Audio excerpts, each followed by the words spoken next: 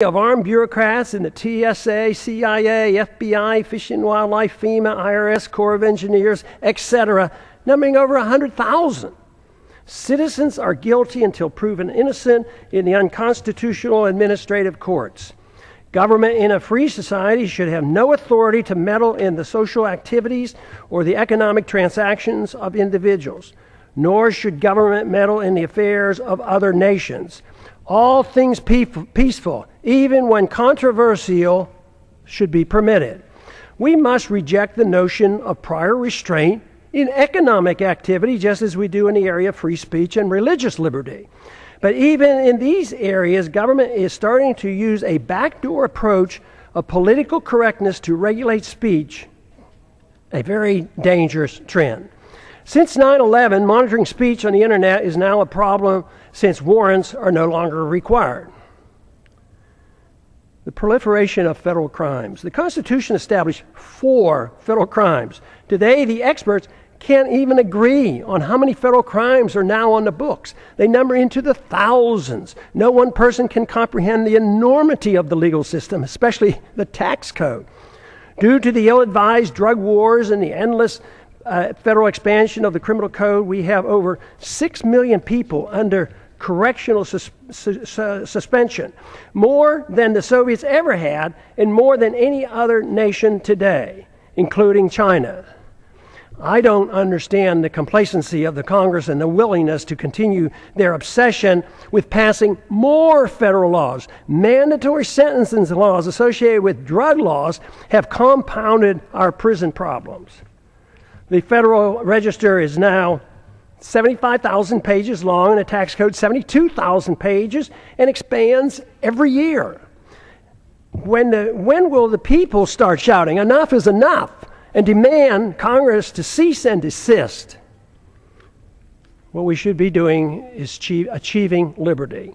Liberty can only be achieved when government is denied the aggressive use of force. If one seeks liberty, a precise type of government is needed. To achieve it, more than lip service is required. There are 2 choices available. 1, a government designed to protect liberty is a natural right as its sole objective. The people are expected to care for themselves and reject the use of any force for interfering with another person's liberty. Government is given a strictly limited authority to enforce contracts, property ownerships, settles disputes, and defend against foreign aggression. Number 2, a government that pretends to protect liberty but is granted power to arbitrarily use force over the people and foreign nations.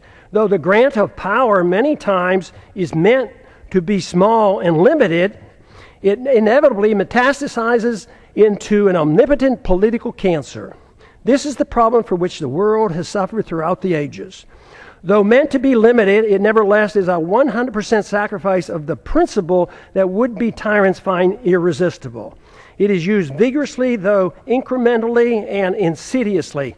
Granting power to government officials always proves the adage that power corrupts. Once government gets a limited concession for the use of force to mold people's habits and plan the economy, it causes a steady erosion and a steady move toward tyrannical government. Only a revolutionary spirit can reverse the process and deny the government this arbitrary use of aggression. There is no in-between. Sacrificing a little liberty for imaginary safety always ends badly. Today's mess is a result of Americans accepting option number 2, even though the founders attempted to give us option number 1. The results are not good. As our liberties have been eroded, our wealth has been consumed.